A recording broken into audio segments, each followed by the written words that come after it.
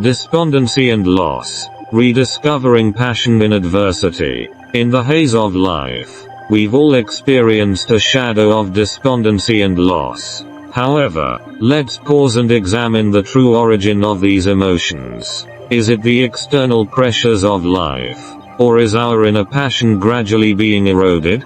Don't always attribute it to the bumps in the external environment or the twists of fate.